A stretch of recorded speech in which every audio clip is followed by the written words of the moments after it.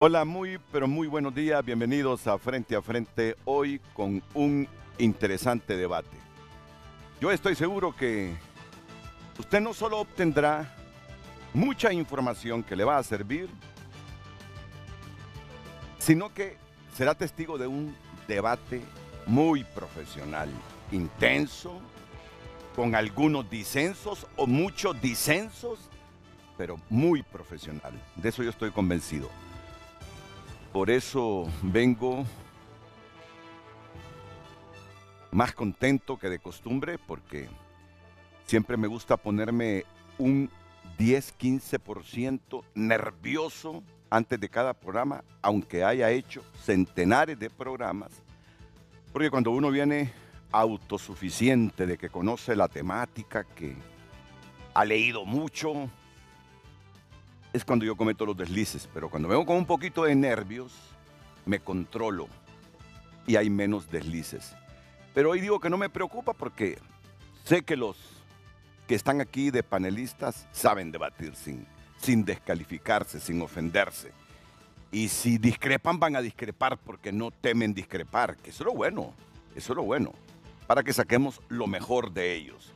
Entonces, Lucecita Madrid en este momento ya de inmediato nos va a dar el título del programa de esta mañana. Lucecita, buenos días, bienvenida. Muy buenos días, licenciado Renato, a nuestros invitados, televidentes en casa. Compartimos con ustedes el tema del día. Recuerde que puede compartir su opinión a través de nuestro WhatsApp 9773-6065 y a través de redes sociales Frente a Frente HN. 800,000 pobres menos en Honduras en los últimos 2 años. El tema de hoy jueves, comparta su opinión a través de redes sociales. El tema del día fue presentado por Cementos Ultracem, calidad garantizada.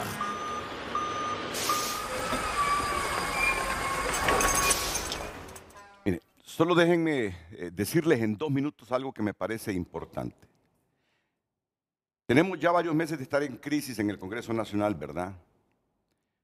Primero fueron los liberales, que sacaron ahí un comunicado que los alcaldes le están pidiendo a la cúpula liberal que negocie con Libre o con toda la oposición un liberal dentro del Tribunal Superior de Cuentas.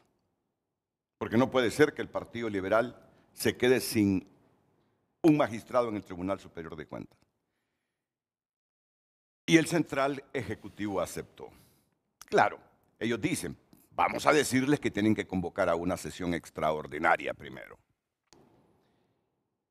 La sorpresa la dan ayer los alcaldes nacionalistas que les solicitan al Comité Central lo mismo. No nos podemos quedar sin un magistrado nacionalista en el Tribunal Superior de Cuentas. ¿Saben algo? Yo ayer, ya veterano en esto del periodismo, terminé de comprobar cómo le temen los alcaldes al Tribunal Superior de Cuentas. ¿Y saben por qué? Porque buena parte de ellos no liquidan. O de repente soy inexacto cuando digo buena parte de ellos. Diré mejor, una parte de ellos no liquidan. Unos porque no saben liquidar, otros porque son desordenados, gastan y no guardan ni las facturas, y otros porque han cometido deslices con las transferencias, con los fondos municipales, y no pueden sustentar los gastos que hacen ahí. Entonces, el Tribunal Superior de Cuentas siempre le tiene a buena parte de los alcaldes un recadito. Alcalde, usted no ha hecho esto. Alcalde, usted que pasa ahí diciendo que no le han pasado la transferencia, usted no ha liquidado. La última transferencia no la liquidó. La penúltima transferencia no la liquidó. La antepenúltima transferencia no la liquidó. ¿Por qué no las liquida, alcalde? Yo he sido testigo cuando hay alcaldes que me dicen, Renato, haga algo por nosotros con el secretario o la Secretaría de Finanzas para que por favor nos haga la transferencia.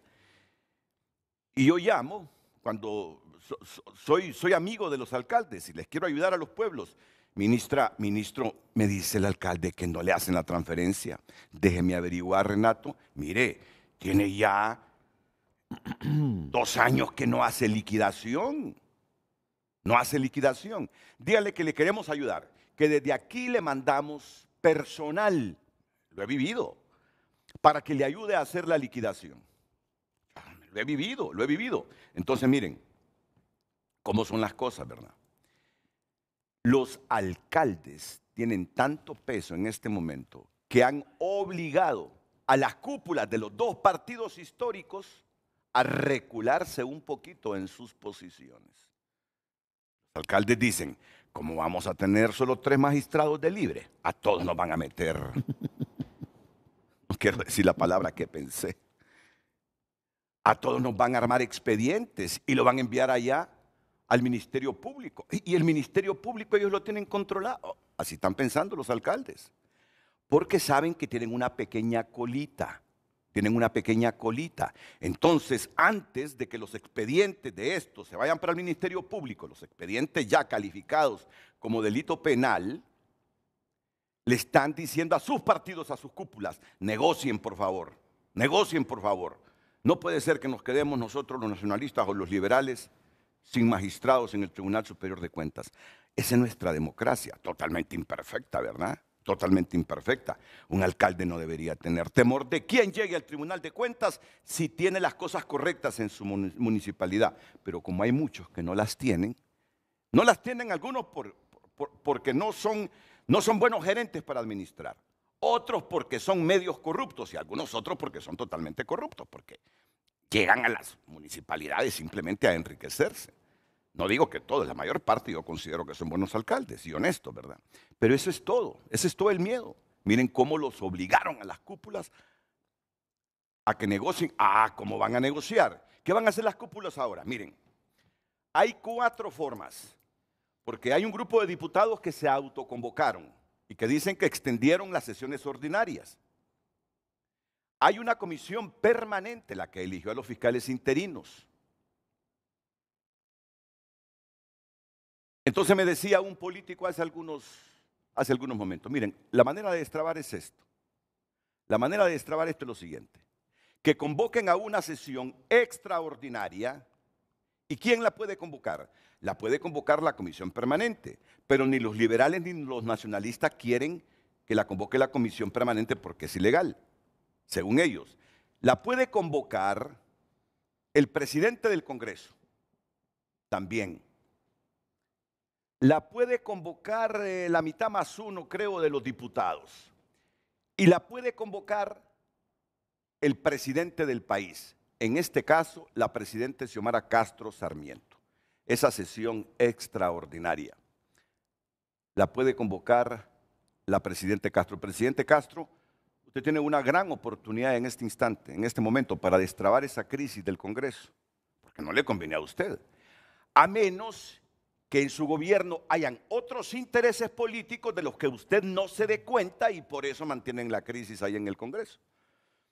Entonces tiene usted una gran oportunidad de convocar, porque le da facultad de la Constitución de la República o la ley orgánica del Congreso, a esa sesión extraordinaria para que ahí elijan no solo a los 3 magistrados del Tribunal Superior de Cuentas, sino los otros cargos de segundo grado que en este mes tienen que elegirse. Ahora, si se cierra libre en que tiene que ser la comisión permanente la que convoque a esta sesión extraordinaria, vamos a seguir en el mismo problema. A menos que Libre esté decidido a elegir, no importa si quieren o no la oposición, a los 3 magistrados del Tribunal Superior de Cuentas y los otros cargos desde la comisión permanente, de manera interina. Ahora, si ese es el propósito de Libre, esto no se va a resolver. Si ese es el objetivo, esto no se va a resolver. Pero sí tiene la oportunidad Libre de convocar a una sesión extraordinaria, ya sea que la convoque Luis Redondo como presidente del Congreso, que la convoque un porcentaje que ya dice la ley de diputados, o que la convoque la presidenta de la República. Lo que no quiere la oposición es que la convoque la comisión permanente. Y así destraban un poco todo ese problema que tienen en el Congreso. Y los alcaldes se liberan de ese miedo, porque le temen. Ese es el Ministerio Público de los alcaldes de Honduras, el Tribunal Superior de Cuentas. Le temen al Tribunal Superior de Cuentas. Claro, dicen, controlan el Tribunal de Cuentas, están controlando el Ministerio Público. Ajá. ¿Y las colas que tenemos nosotros en las alcaldías? los expedientes que van a enviar allá al Ministerio Público van a ser para que nos lleven a los tribunales de justicia. Esta es la democracia, ¿verdad? Esta es la democracia imperfecta. O sea que hay intereses en las cúpulas, hay intereses a nivel de las alcaldías. No nos vengan con cuentos, alcaldes. Por eso es que están presionando ustedes a las cúpulas, porque saben que hay unas pequeñas colitas, no de todos. Y claro, la gran base de los partidos está ahí en esos municipios, que van a ser las cúpulas. Se desdoblan, se reculan un poquito y ya comienzan a negociar. No les han respondido hasta el momento, a nivel de Libre, no les han respondido. Ya es público lo que están pidiendo los alcaldes, el Comité Central, el Consejo Central Ejecutivo no ha respondido, pero tienen en este momento la oportunidad de destrabar el conflicto en el Congreso Nacional. Un poco, por lo menos, ¿verdad? Porque el conflicto lo van a mantener ahí. Convoquen a la sesión extraordinaria. No van a convocar a una ordinaria porque ya se sabe que Libre nombró una comisión permanente y mandó a los diputados a receso y que no cree en la legalidad de esa ampliación de las sesiones ordinarias que tienen 72 diputados, que ya son menos. Entonces, solo quedan esas opciones que les dije. Solo quedan esas opciones. Yo creo que le conviene a la presidenta, políticamente en este instante, convocar a esa sesión extraordinaria. Yo creo que le conviene darle un poco de certidumbre a esta penosa política del país. Le conviene. Bueno, dejemos el tema ya. Esta mañana aquí con nosotros, Eugenio Sosa, el director del Instituto Nacional de Estadísticas. Eugenio ya presentía que cuando dijera que se han reducido 800,000 pobres en los últimos 2 años, iba a haber un debate enorme en el país. Ya se lo imaginaba. Ya se lo imaginaba. Yo estoy seguro que ya se lo imaginaba.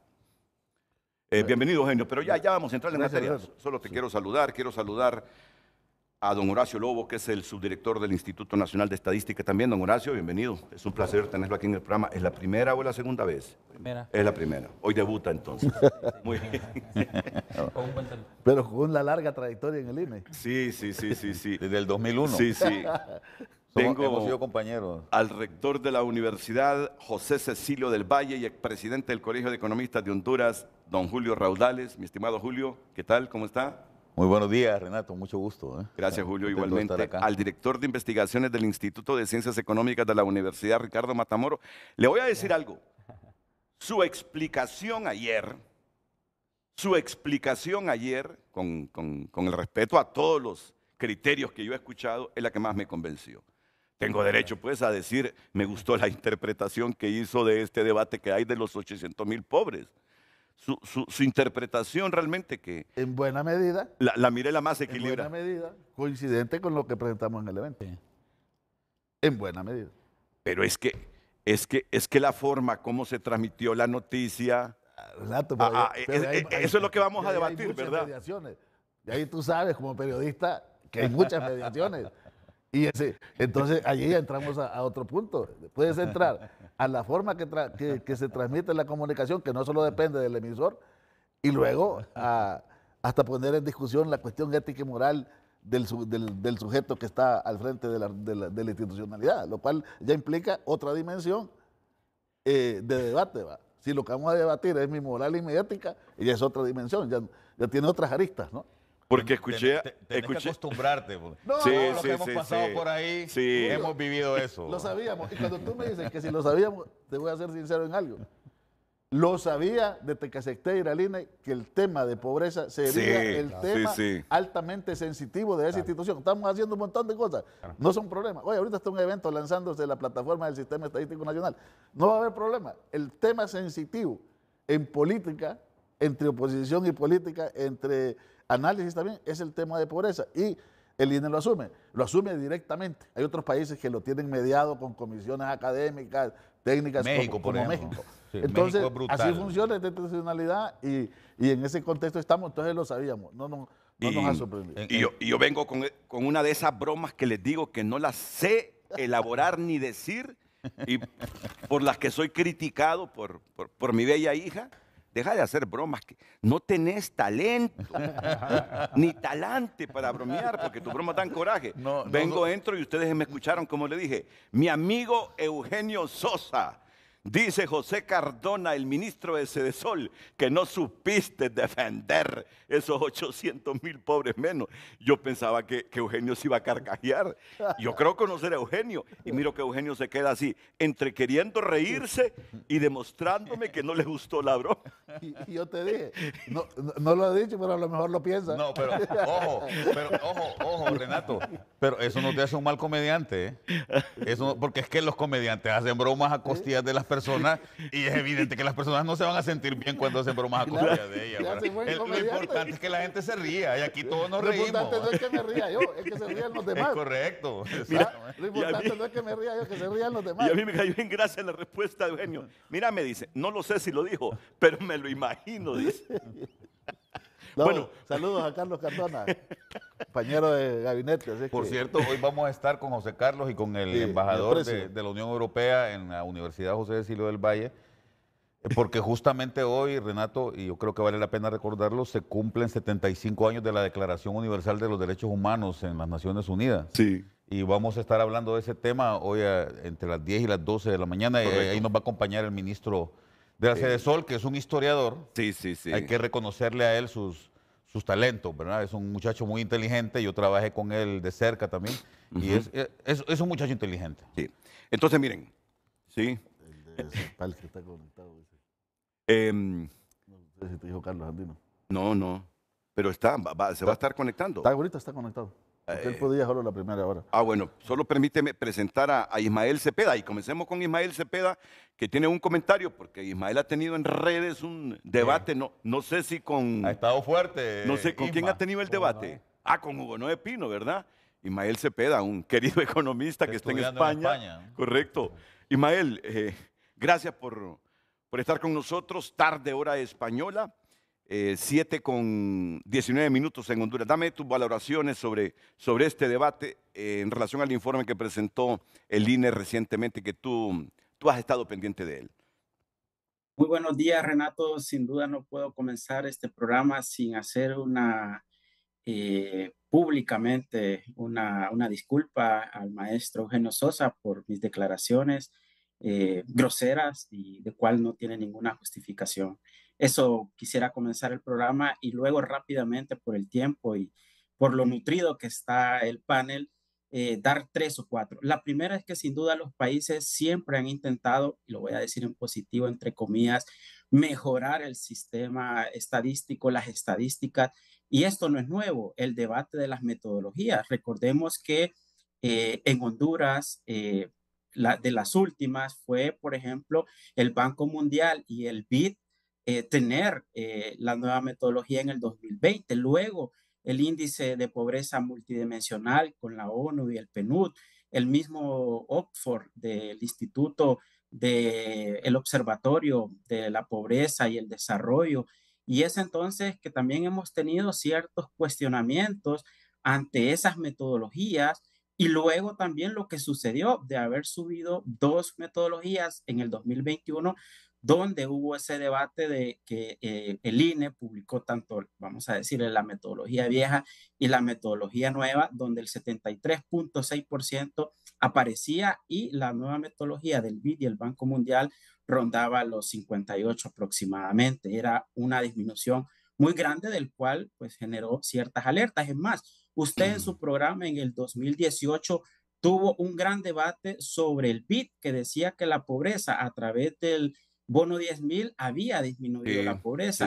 Y el BID y el de estadísticas del BID tuvo que decir que no fue la reducción de la pobreza, sino que fue la reducción de la pobreza extrema y que esas personas salieron de la pobreza extrema a la pobreza relativa. Entonces, este debate metodológico sí ha existido siempre y por eso creo que los representantes del Instituto Nacional de Estadística no se deben de sentir tan cuestionados. Es más, voy a lanzar el segundo punto muy importante, ya que se encuentra el maestro Ricardo Matamoros y creo que todos hemos estado en la Universidad Nacional Autónoma de Honduras. La universidad publicó recientemente con datos y bases del Instituto Nacional de Estadística que la pobreza había incrementado en el 2022.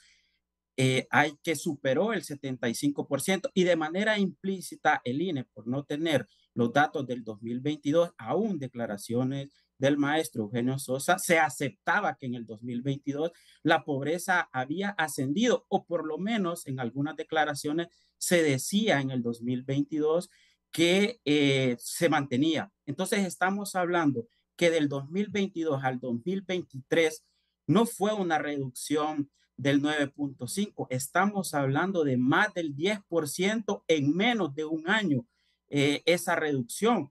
Y las gráficas, y así rápidamente, aunque no puedo compartir, pueden buscar que la Universidad Nacional Autónoma de Honduras, en su comunicado de junio del 2023 y con ejercicios del IES, tiene ese dato. Entonces, no son 800,000 no pobres, porque ese es el otro debate, porque pasaron de la pobreza a ser no pobres, sino que han sido más de 1 millón de hondureños y hondureñas que han salido supuestamente en menos de un año. Eso me llega a decir la tercera cosa rápidamente, la transparencia, la rendición de cuentas, las bases, dónde están. Si ha existido un acalorado debate en estos 2 días, el INE ya hubiese publicado tanto la metodología, la base de datos, todo el proceso que tiene el INE subido de manera muy resumida en 8 páginas del proceso de levantamiento que fue en marzo, abril, etcétera, etcétera. Y eso pues disminuirá enormemente pues esta confrontación de las cifras, porque a través de la base de datos uno podría, y no solo a nivel nacional, no solo las universidades, sino también a nivel internacional, porque también recordemos, esto es un milagro, tanto más creo que el milagro peruano, boliviano o chino, y las universidades estuvieran encantadas de tener esa base de datos a nivel internacional para saber cómo Honduras redujo la pobreza. Y vuelvo a decir, de 1 millón de hondureños y hondureñas en menos de un año, porque vuelvo, implícitamente se aceptó que la pobreza en el 2022, y aquí están los datos del IES, y se incrementó en un 75%. Es por eso que el debate, bueno, tienen que ser esos factores, esas dimensiones que están siendo analizadas, qué realmente impulsa la disminución de la pobreza, cuáles son esas variables. Y por último, pues yo diría que, bueno, ese es el debate, los factores que están estimulando, no es lo mismo correlación, por decir que causalidad. Puede haber una correlación, sobre todo porque he escuchado las declaraciones del viceministro del INE, del crecimiento económico, pero el crecimiento económico también no es uno de los factores o el único factor que puede sacar de la pobreza a los hondureños y hondureñas. Y es por eso que, bueno, que quería empezar, porque también con las disculpas nuevamente al maestro Eugenio, me pasé de la raya realmente, pero bueno, espero que acepten mi disculpa. Es que usted está influido por ese debate entre Pedro Sánchez, Alberto Feijó, Layuso, el Puigdemont y todos esos políticos españoles lo están influyendo ahí. No, solo dígame algo. Ahora dígame para el público que es menos comprensivo con los mensajes fugaces, como son los mensajes que se transmiten en los medios electrónicos, son mensajes fugaces. Si no entendí en el momento que la persona estaba enviando el mensaje, no entendí absolutamente nada de lo que se está discutiendo. Totalmente. Entonces, estamos claros que por políticas económicas, por inversión nacional y extranjera, por crecimiento económico, nadie comparte que se hayan reducido en 800,000 los pobres en Honduras. Entonces quiero que para toda esa gente que se le hace difícil comprender el mensaje fugaz del medio electrónico, ¿hubo reducción en ese número de pobres o no la hubo? Palabras sencillas, en un minuto. Pues cuando uno cruza las variables, uno puede ser muy categórico que no, porque no solo es dónde está el dinero, dónde está la CICI, dónde está la deuda, sino dónde está ese millón de hondureños hoy por hoy en la economía nacional que pasaron de pobres a no pobres. ¿Dónde están? Eso también tiene efectos en el consumo, en la productividad, en la producción, y cuando uno ve los factores por ejemplo, de barreras tan importantes como la inflación, que casi llega a un 10% en el 2022, cuál es el acceso de la canasta básica, cuál es una tasa de crecimiento adecuada de un 4 a 3.5. Ningún país sale de la pobreza, por ejemplo, con esas tasas de crecimiento.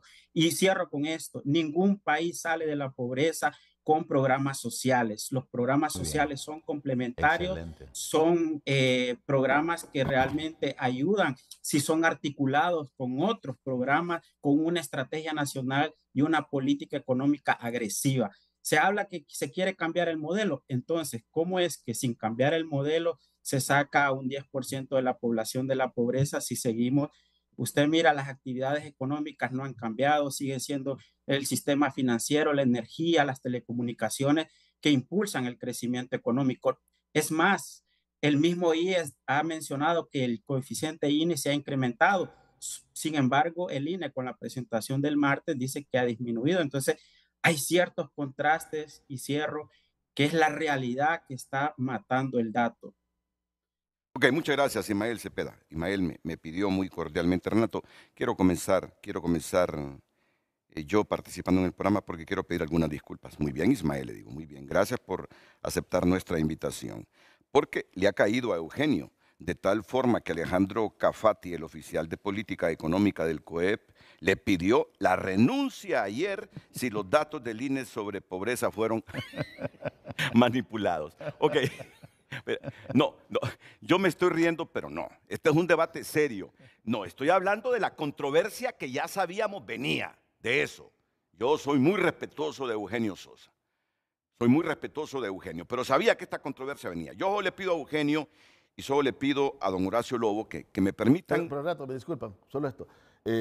Tenemos, no tiene mucho tiempo, con todo el esfuerzo se ha conectado desde Santiago de Chile, el jefe de División de Estadísticas de la CEPAL, el que maneja todas las estadísticas de América Latina, que conoce muy bien nuestro trabajo, hemos estado trabajando y quizás le dieran la posibilidad... Sí, dijo que se va a conectar a las 8, que va a estar de 8 a 9, perfecto. Que se va a conectar a las 8. Yo solo quiero que me dejen poner por favor, producción, estoy pidiendo la nota que va a complementar los insumos iniciales para que le entremos al debate después de la primera pausa comercial, que intervengan los miembros del INE y que intervengan también los otros economistas. Primero vamos con la nota de Sara Carranza, correcto. El nuevo dato oficial de que la pobreza se redujo en un 9.5% y la pobreza extrema en más de 12% ha generado una fuerte controversia en los diferentes sectores de la sociedad. Este empresario considera que de ser así, es un milagro y deberían darle a Honduras un récord Guinness. Habría que ver los números oficiales, los datos oficiales, porque es algo que creo que sería la primera vez a nivel mundial que se conseguiría, o sea, tendríamos un Guinness Record. Para conseguir este tipo de cosas. En términos económicos, la cifra no es creíble, aseguran algunos economistas, quienes se atreven a afirmar que pudo haber manipulación de los datos por presiones políticas. Tiene que palparse en la economía y en la dinámica social y política del país. Y siempre ha existido intentos de no solo maquillar, sino que a punta de metodología reducir la pobreza. El último fue Juan Orlando Hernández con el Banco Mundial y el BID. La población hondureña tampoco cree que unos 800,000 hondureños hayan salido de la pobreza en tan corto tiempo. Nosotros los pobres somos los que sabemos cómo luchamos nosotros para sobrevivir, para no darle mucha carga a los hijos. Cada día la pobreza se incrementa más. Considerando los salarios, ¿verdad? La población está creciendo. Los que nos han gobernado por décadas, ellos son los principales autores de esta gran catástrofe económica, porque muchos se han enriquecido. Sabemos que aquí impera la corrupción. Sin embargo, el subdirector del INE dice que no entiende la crítica, ya que se utilizó la misma metodología y se solicitó auditoría a la CEPAL. O sea, yo la verdad es que no entiendo sinceramente la crítica que se hace a que la pobreza sea menor, si así como subió por la pandemia, tuvo que haber bajado una vez que la economía se reactivara. Y de hecho hay que decir, no hemos logrado todavía los niveles que teníamos antes de la pandemia, o sea, hay trabajo por hacer. Por su lado, el director del Instituto de Investigaciones Económicas y Sociales de la Universidad Autónoma de Honduras explica que posiblemente desde junio del año anterior la pobreza ya había regresado a los niveles históricos del país y no lo publicaron, por lo que no se debe tomar como erróneo el dato y tampoco creer que es un mérito del gobierno. Pues básicamente que Honduras está regresando a los niveles estructurales antes de la pandemia, así como pasó con el crecimiento económico, ¿verdad? Que hubo una caída en 2020 del 9% y un incremento de 12.5%. Para que Honduras reduzca la pobreza de forma acelerada, se requiere generar certidumbre, justicia y confianza para atraer la inversión que genere empleos masivos y la economía crezca más del 6% cada año. Sara Carranza, Telenoticias. Recuerde compartir su opinión en base al tema del día. 800,000 pobres menos en Honduras en los últimos 2 años. Gracias a las personas que ya han compartido su opinión a través de nuestro WhatsApp, que explique qué metodología utilizaron y qué cantidad de muestra de población hondureña comparte este televidente. Buen día, Renato, es cierto, hay 800,000 pobres menos porque ahora son miserables. Aquí los únicos que se han superado económicamente son el familión y sus secuaces, comparte este televidente. La única forma de sustentar que los pobres son menos en el país es porque esos 800,000 o más ya se fueron del país. Comparten más. ¿Cómo se pone a creer que hay 800,000 pobres menos? Entonces no hubiera tanta gente pidiendo en las calles. Tal vez él y su familia fue que salieron de pobres. Vaya tierra adentro que no tienen ni qué comer, comparte este televidente. ¿Eso quiere decir que en 10 años ya no habrán pobres en Honduras? Gracias por compartir su opinión. Continúelo haciendo a través de redes sociales Frente a Frente HN. Bueno, viene Eugenio Sosa en este momento con las explicaciones, el director del INE, Horacio Lobo, que es el subdirector, y ha llegado, como siempre, y yo lo entiendo porque el ministro de Sedesol, José Cardona, yo sé que tú me lo has dicho, que te quedas 2, 3 de la mañana porque tienes muchas responsabilidades en el gobierno. Y cuando me dices, por eso llego tarde al programa, yo lo entiendo, pues, lo entiendo, claro que lo entiendo. Bienvenido, José. Gracias, Renato, qué gusto estar acá con mis amigos. Hoy tampoco hay enemigos en el set, entonces vamos a poder trabajar bien. Es que no ha visto a Ismael. Por favor, mostremos a Ismael. No, pero Ismael tampoco. De hecho, fuimos compañeros en un diplomado, ¿verdad, Ismael? En el de Ciencia Política de Flaxo. Así es, así sí, es. Es que yo peleo, es que fíjate que hay gente que yo peleo por Twitter y me encuentran en la calle y se ponen enojados. Y yo, hola, ¿cómo estás? Y el otro día un señor me dice, usted el otro día me insultó en Twitter, ¿y cómo se atreve a venir a saludarme? Ay, le digo, es que eso es un performance, no haga caso, le digo yo. Pero la gente se pone bien brava, entonces pero yo a Ismael le tengo mucho aprecio. Bueno, excelente. Agradece el ministro de Sedesol, José Carlos Cardona, que hoy está en un panel donde no hay enemigos. Dice. Qué bien, muy bien. Bueno, entrémosle. Yo les voy a pedir algo. En este momento van a exponer sus puntos de vista del gobierno con ese informe, pero ustedes pueden interrumpir. Si disienten, díganlo. Si quieren preguntar, pregunten, repregunten. Yo les pido brevedad en las participaciones para que lo volvamos dinámicos y todos participen. Y le agradezco a José Cardona que ha venido con este regalo. Me ha regalado este libro. Bestseller. Sobreviviendo al siglo XXI, un bestseller. Chomsky y Mujica. Gracias. Será mi lectura este fin de semana, José Cardona. Muchas gracias por este regalo. Eugenio. Sí, gracias, Renato. Bueno, un gusto estar aquí con este panel, aquí en el Frente a Frente.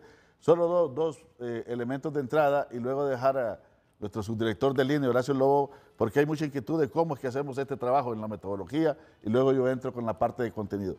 Primero, decir que cuando estamos hablando de esta reducción, no estamos hablando de un año, estamos hablando del 2021 al 2023.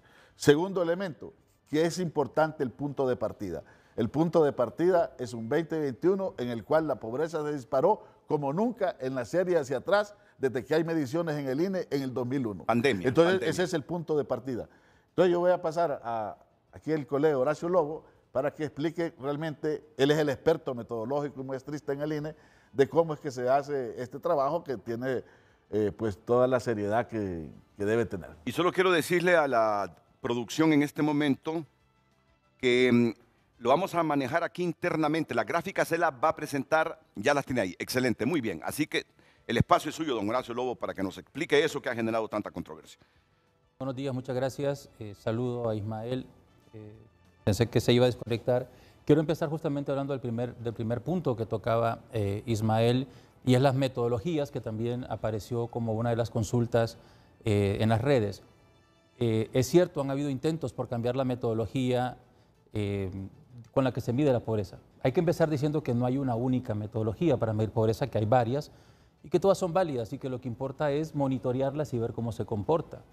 La metodología oficial sigue siendo la metodología oficial desde el 91 en Honduras, es la de la línea de pobreza monetaria, que consiste en comparar el ingreso per cápita de los hogares con un costo per cápita de la canasta. No se ha cambiado.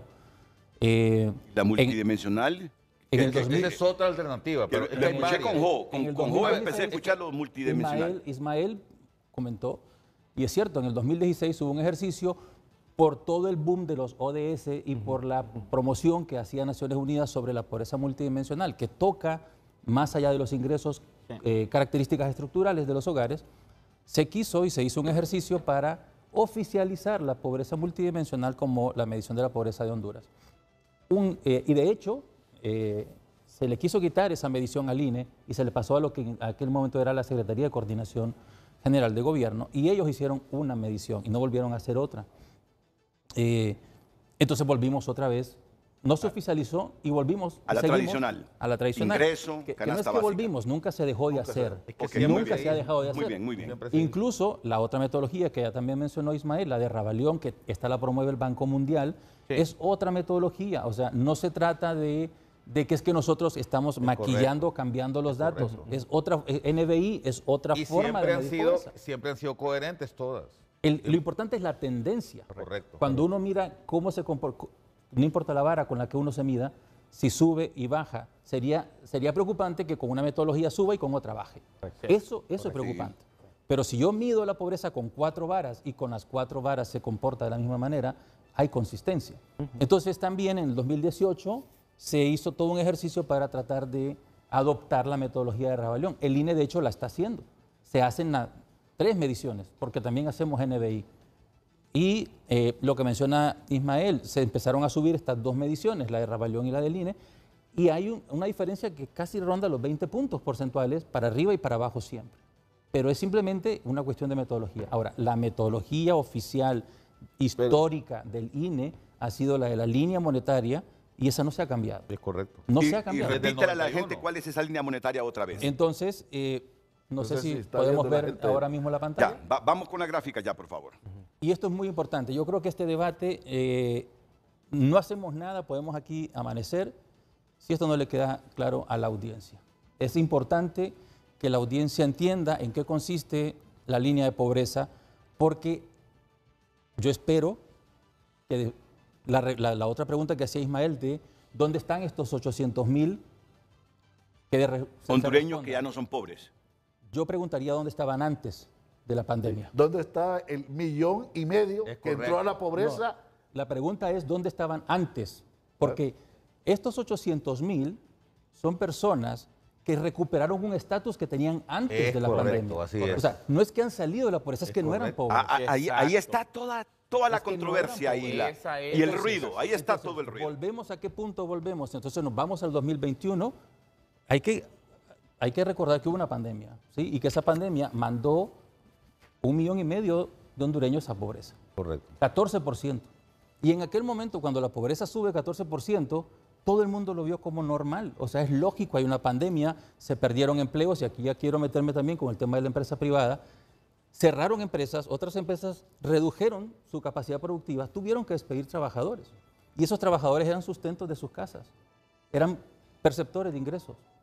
Entonces, era lógico y se asumió como lógico que con la pandemia 1,5 millones de hondureños pasaran a ser pobres. La pregunta es, ¿y es que nunca iban a salir de ahí? ¿Es que nunca iban a recuperar la condición que tenían antes de la pandemia? Entonces, de hecho, cuando uno analiza estos 800,000, faltan, porque fueron 1,5 millones los que cayeron. Sí. ¿Se entiende? O sea, en la pandemia, con todo lo que significó cierre de empresas, reducción de producción, cesantías, suspensiones, muchos perceptores de ingreso se vieron sin ingreso. Y aquí otra cosa importante de la metodología per cápita. No, pero la pregunta ahí clave, ¿recuperamos todas esas empresas para que se haya recuperado al nivel que estaban antes de la pandemia estos hondureños? No, no, ahí quiero cerrar yo con un ejemplo y que me vas a ayudar para hacerlo más ilustrativo después. Claro que está la pregunta esa. Entonces, ¿la metodología en qué consiste? Si volvemos a la presentación. Sí, porque a la gente le interesa la metodología. Nosotros tenemos una línea de pobreza. Ya, insisto, no ha cambiado la metodología, es la misma. Correcto. Lo que hacemos es comparar a las personas su ingreso con el costo de la canasta básica per cápita. ¿Por qué insisto en lo de per cápita? Porque tiene mucho que ver el tamaño de los hogares y también tiene que ver el hecho de que no se hace pobre quien deja de percibir el ingreso, se hace pobre también los miembros de su hogar. Correcto. O sea, 1,5 millones de hondureños, 1,5 millones no son personas que perdieron un empleo, son las personas que vivían con quienes perdieron el empleo. Horacio, pero explícale a la gente qué es el ingreso per cápita, porque entonces, ahí dejas volando a un millón de hondureños. Entonces, primero, ¿quiénes son pobres o a quiénes se estarían considerando pobres? Todas las personas cuyo ingreso total per cápita es inferior a la línea de pobreza. ¿Qué es ingreso per cápita?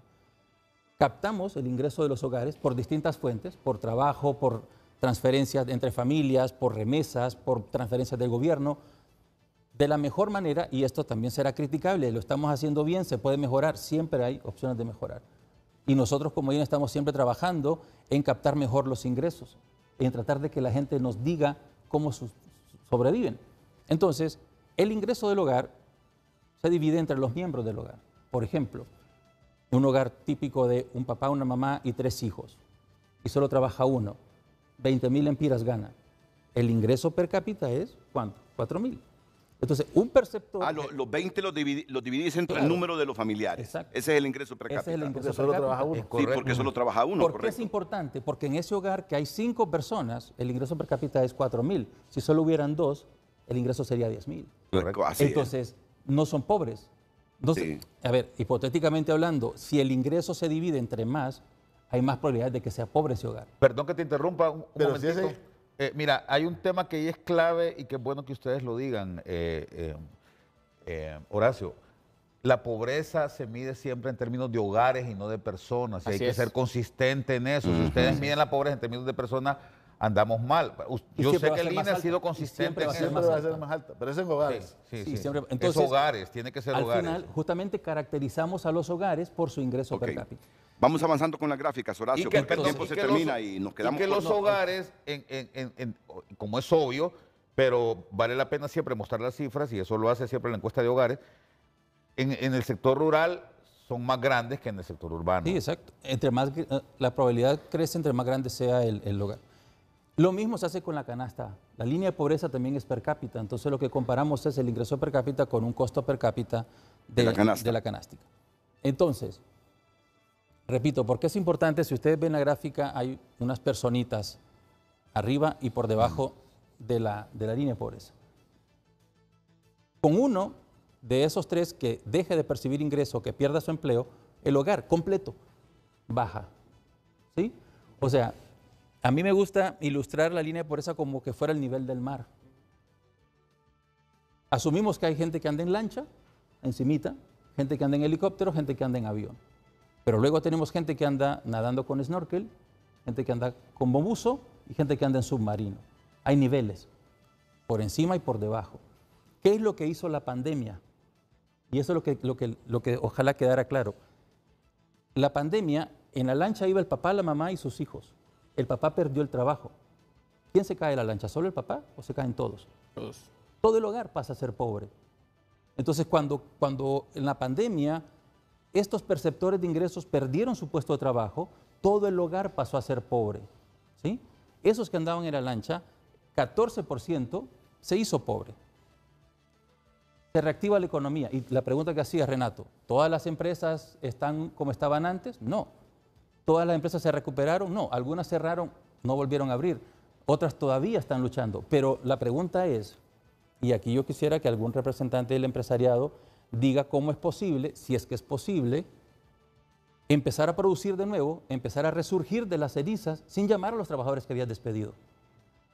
A ese que votaste de la lancha, tuviste que llamarlo de nuevo, recontratarlo de nuevo para que llegue a trabajar. Y entonces el ejemplo ilustrativo que quería ponerte pensando en Televicentro, esta que es tu casa. Ok. En pandemia cierra Televicentro. ¿Cuántos empleados crees que mandarían a la casa? Por encimita. Como es un ejemplo... Un número cerrado. Un número cerrado. No. Somos como 500 empleados.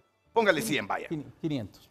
Bueno, hablemos de 500 empleados que Televicentro, al cerrar operaciones, apaga luces, cierra persianas, toda esa gente se va a sus casas. ¿Cuántos se convierten en pobres de esos 500? ¿Cuántos se convierten en pobres de esos 500 porque les cortaron su ingreso? Algunos, sin decir nombres, andaban en helicóptero, otros en avión, porque ganaban bien. Televicentro paga bien. Vamos a suponer que no habían pobres. Deje de golpearme subliminalmente, por favor, ¿verdad? Entonces, a lo que yo voy es que, pero algunos colaboradores de Televicentro, al ser santiados, caen a la pobreza. Y caen ellos y sus familias. Sí, claro. ¿Ok? Eso hacen parte del 1,5 millones, hacen parte del 14% que subió en 2021. Todas las empresas que cerraron o tuvieron que despedir su personal, mandaron a la pobreza gente. O sea, esas personas fueron despedidas por las empresas y se entiende y se justificó por toda la controversia que se hubiera generado por los derechos, por las leyes, que no se les querían reconocer nada. Los despidieron. ¿Okay? Se fueron a su casa. Muchos de esos 500, 300, digamos, se hicieron pobres. Quiere decir que Televicentro cerró, mandó 500 personas a sus casas y generó 1.500 pobres. 1.500, no 300. Sí, esas familias están compuestas por 5 miembros, pero si lo ves en términos de personas. Exacto, pero a lo que yo voy es que hay que entender esos 800.000. Porque no son 800.000 trabajadores, son miembros de un hogar. Son 800.000 personas que viven en hogares. Entonces, ok, salimos de la pandemia, Televicentro enciende luces, sube cortinas y empieza a producir de nuevo, ¿sin gente? No, tiene que llamar a sus colaboradores, ¿cierto? A los 500, supongamos que sí, y llama a estos 300. ¿Lo sacó de la pobreza o no? Entonces Televicentro sacó 1.000 personas de la pobreza, con solo reabrir sus puertas. A menos que, y otra vez pregunta para el empresariado, ¿no los haya llamado a todos? No, o no los llamó a todos, o los llamó pagándoles menos de lo que ganaban antes. Y entonces reactivé, les generé empleo, pero no los saqué de la pobreza, porque entonces los llamo y les digo, te voy a pagar menos de lo que ganabas antes de la pandemia. La precariedad laboral. La pregunta no es dónde están estos 800.000, sino dónde estaban antes. Correcto. Son personas que antes tenían un empleo, que no eran pobres, que cayeron a la pobreza por la pandemia y recién ahora están recuperando su estatus. Y faltan todavía 700.000. O sea, no es que estamos bien, no todas las empresas han recuperado el estatus que tenían antes, no todas las empresas han llamado de nuevo a sus trabajadores.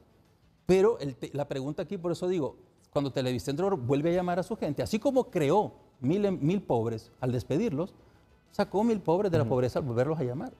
Y eso es lo que está pasando. Y ojo, y creo que el otro punto que mencionaba Ismael, que esto es un milagro, y por ahí también miré en redes sociales a alguien que hablaba, esto debe ser primera vez en el mundo que se da, y quiero tal vez ir cerrando con esto. Toda América Latina reporta lo mismo. O sea, esto no es Honduras. Esto no es Honduras. Sí. Y ya si Rolando nos acompaña más adelante lo darás con más propiedad que yo. Todos los países de América Latina reportaron incremento en sus tasas de pobreza con la pandemia y todos están reportando recuperación después de la pandemia y ninguno ha vuelto a los niveles prepandemia. O sea, Honduras no está con esto inventando la rueda ni el agua tibia. Al igual que todos los países de América Latina, Honduras reportó alzas en la tasa de pobreza con la pandemia. Al igual que todos los países de América Latina, Honduras está reportando una recuperación. 10% en 2 años, 5% en 1 año. Subimos 14 en 1 año y nadie dijo nada. Y mejoramos 5% en 1 año y estamos pegando gritos. Somos malinchistas. Somos malinchistas. O sea, recibimos las malas noticias con los brazos abiertos y queremos estar, o sea, no somos capaces de alegrarnos porque incluso estamos mejor que otros países de América Latina. O sea, hay países que todavía ni siquiera eso están recuperando. Pero quiero dejar eso también, o sea, no es un milagro. O sea, si esto está ocurriendo en todo el mundo. No es Honduras que hizo el milagro y nos van a venir a estudiar a nosotros. No. O sea, todos los países del mundo con la pandemia incrementaron sus tasas de pobreza. Y todos los países del mundo con la reactivación están volviendo a los niveles que es lo que decía Ricardo en su momento, están en la senda de volver, pero ninguno todavía en América Latina está en los niveles de prepandemia. Sí, por favor, tal vez Ricardo. Para hacer énfasis ahí, en eso que está mencionando Horacio, justamente es el tema, porque alguien dirá, la gente no entiende, pero es que si la economía abrió en 2021, ¿por qué están diciendo que ahorita en 2023? Justamente es porque, como Horacio lo estaba mencionando, las empresas no abrieron al 100%. Las empresas fueron poco a poco, ¿sí?, abriendo, reincorporando a sus empleados, incorporándolos de manera parcial, ¿verdad? Algunos, por ejemplo, digan, bueno, usted trabajaba 8 horas antes conmigo diariamente, ahora solo va 4 horas, no le puedo pagar, no le puedo regresar ahorita a pagar como le pagaba antes de la pandemia, sino que va a ser parcial. Y eso ocurrió, esa recuperación del empleo, y estuvieron en los análisis, nosotros lo hemos estado diciendo durante todos estos años, ese rezago. Es cierto, abrió la producción, se recuperó el Producto Interno Bruto, pero esa recuperación de los empleos y de los niveles de ingreso previos a la pandemia ha ido más lento, más lento. Rezago. Y hay un rezago, ese es el famoso rezago, y por eso entonces esos resultados se están viendo hasta ahora. Y es algo, como dice Horacio, no es algo exclusivo de Honduras, está pasando en todo el mundo, inclusive en los países desarrollados, ¿no?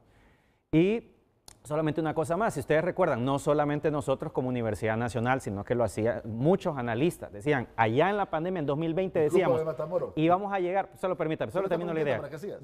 Porque Ismael dijo que tú tienes un estudio de la pobreza, creció.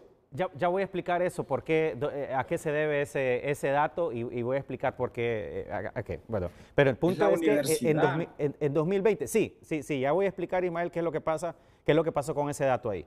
En 2020 nosotros decíamos, y decía Fondo Monetario, centros, universidades de todo el mundo, que los efectos de 2020 de la pandemia íbamos a tardar más o menos unos 4 o 5 años para regresar a los niveles. Si hacemos memoria, recordaremos todos ese tipo de declaraciones y análisis, que vamos a tardar hasta 5 años, hasta 2025, en retornar a los niveles previos a la pandemia. Los que estaban bien van a regresar a estar bien. Los que estaban mal iban a regresar a estar mal a como estaban antes de la pandemia. Es lo que está pasando en el caso de Honduras, ¿no? O sea, lo que estamos haciendo es retornando al nivel de 2019, que ya estábamos mal.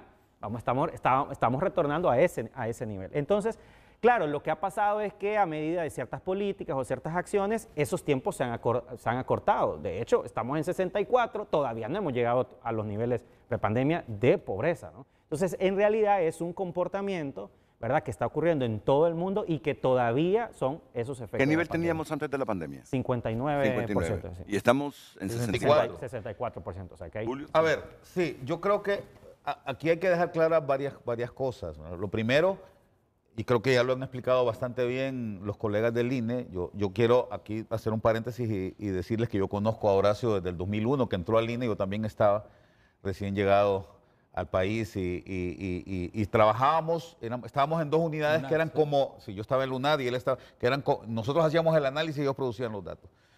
Horacio es quizás uno de los 2 o 3 muestristas que hay en el país, de los únicos, hay poquísimos, y eso es algo en lo que yo quiero reparar porque es importantísimo. Mire, primero, hace falta una verdadera política de generación de datos en el país. Yo aquí quiero reconocer el esfuerzo que el INE hace, pero realmente no tiene apoyo, ¿verdad? A mí me daba tristeza desde que estaba Magdalena García ahí y ahora Eugenio, que los dos son mis amigos, y a los dos los celebro como directores del INE, pero hemos tenido, perdón Horacio, hemos tenido unos directores del INE nefastos después de Magdalena y antes de Eugenio, ¿verdad? Gente que se dedicó de verdad, que se dedicaba nada más a ver cómo le hacía el trabajo político al gobierno. Y lo digo con claridad porque es importante reconocerlo. Entonces no hay. El INE es una instancia que vive prácticamente de las dádivas de lo que le puede dar la cooperación internacional, y de ahí el gobierno nunca, ningún gobierno, ni este ni los anteriores, han tenido ningún interés en que haya una verdadera política de generación de datos, y eso da para un debate más largo al que no quiero entrar, pero que es importante repetirlo, porque se habla mucho de metodologías y de cosas y que no se pueden hacer si no se tienen los recursos, ¿verdad? El otro tema importante que quiero resaltar acá es que, en efecto, no revolvamos arroz con mango, ¿verdad? Creo que mucha de la gente se confunde y me parece bien que se aclaren estas cosas en programas como estos, porque la pobreza es un fenómeno en efecto multidimensional. Hace unos pocos días estuvimos en la Universidad José de Silvio del Valle debatiendo sobre esto con Naciones Unidas. Correcto. Naciones Unidas tiene la metodología de del índice de pobreza multidimensional, pero hay otros. Hay otras medidas que logran integrarte más los temas estructurales que generan la falta de bienestar de la gente, que es lo que es una forma de decir que es pobreza. Pero como lo mide el INE, y esto quiero que quede bien claro, Renato, como lo mide el INE, es simplemente cuánto dinero tenés. Si el dinero el jefe de hogar lo ocupa para beber y no para comprar frijoles, eso no lo mide el INE en ese índice. O sea, puede ser que el dueño, el jefe de hogar gane 30,000 empiras, pero pierde 25,000 jugando, y entonces solo le quedan 5,000 al hogar. Pero el INE no capta eso porque el INE solo te mide cuánto gana la persona. Sí. Por eso es que en el 2005... Pero porque así es la metodología. No, en eso coincidimos. Yo no estoy juzgando nada. Estoy diciendo lo que pasa porque cuando medís la pobreza en términos monetarios tiene ese problema. Y tiene otro problema adicional, que la sobreestimás la pobreza también. Por eso la gente de afuera, yo he debatido mucho con gente de otros países, de Brasil, de Argentina, de México, que tienen niveles de pobreza bastante más bajos que Honduras, por temas de metodología, porque te dicen, ¿cómo es posible que tengamos 75%? Eso es irreal. Sí. Cuando lo medís por ahí. ¿Pero por qué? Porque el ingreso es estacional. Renato, si vos me preguntas ahorita cuándo ando de dinero, probablemente ando 100 lempiras, ¿verdad? Entonces, si medís la pobreza porque me preguntas cuánto ando de dinero, eso te va a dar un dato de pobreza bien alto, ¿verdad? Entonces, eso es lo que ha pasado históricamente en el país. Se hizo un esfuerzo en el 2005, yo le explicó Horacio, de que medimos la pobreza no por ingresos, sino por consumo. El consumo es más estable, ¿verdad? Entonces, eso, pero voy al punto, Renato. Lo que debe quedarnos claro acá es que no hay nada que celebrar. ¿Por qué? Porque estamos más pobres de lo que estábamos antes de la pandemia. Y eso con los datos del INE. Y dos, porque esa reducción que se da de 800,000 personas menos, o no sé cuántos hogares, ya se me olvidó el dato, acá menos, no obedece a políticas públicas de reducción de la pobreza. Y eso tenemos que tenerlo bien claro, y si quieren, más adelante podemos repasar cuáles han sido las políticas y aquí está el ministro, cuáles han sido las políticas para reducir la pobreza que se han implementado en estos 2 años o que se implementaron después de la pandemia, inmediatamente después de la pandemia, entre el 2020 y el 2021, y vamos a ver que no se ha hecho prácticamente nada. Así es que si hay alguien que tiene que celebrar, es el esfuerzo individual que han hecho los hogares hondureños y sobre todo la gente que ha seguido mandando sus remesas al país de afuera, porque si no fuera por eso, Renato, estaríamos más fregados. Y las empresas que a pesar de todo han contratado algún porcentaje de los trabajadores que desempleo durante la pandemia. A ver, yo creo, ahí yo creo que hay que ser bastante rigurosos. No hay estudios que demuestren nada de lo que se ha dicho en ese sentido, ¿verdad? O sea, creo que Horacio hizo una ilustración, quiso hacer una ilustración, pero no hay un estudio riguroso. Bueno, yo sé que ustedes han trabajado en eso, pero a nivel general se han hecho algunos trabajos, y lo que sí se nota, porque, ojo, hay que reconocer, y los datos del Banco Central son bien claros, ya retornamos al PIB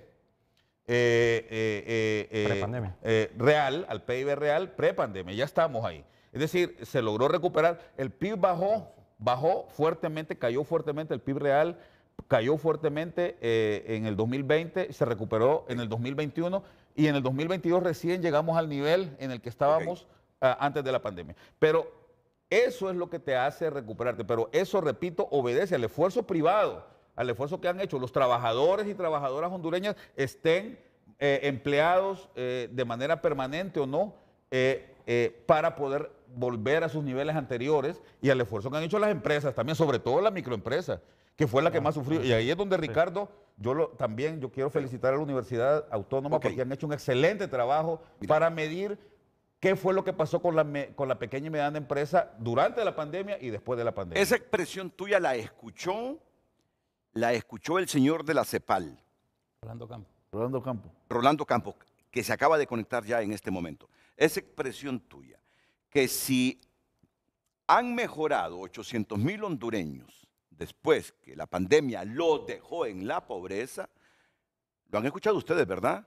Dice, no se debe a que han habido políticas económicas atractivas, inversión nacional y extranjera que genere los empleos. Lo ha dicho Julio Raudales. Que podemos repasar cuáles han sido Julio las políticas. Raudales. Yo tampoco hay estudios sobre eso. No, pero si hay un recuento de políticas. Necesitamos presentar Claro lo que que sí. nosotros presentamos, porque el ataque al INE, mire, yo creo que el INE es importante. nadie está atacando al correcto, INE. yo entiendo. Necesitamos decir qué es lo que ha dicho el INE. Ok. Y Horacio se quedó en la parte metodológica. Por eso te digo, yo creo que aquí no se trata de atacar al INE. La pregunta es, y yo repito, Julio, no hay discúlpame. nada que celebrar. Julio, discúlpame, solo más que puedo- el gran esfuerzo que han hecho los Julio, hogares de acuerdo, y que las no se empresas, trata de sobre atacar. todo las microempresas, para recuperarse. Julio, solo no se trata de atacar. Solo que ha estado 2 días en ataque.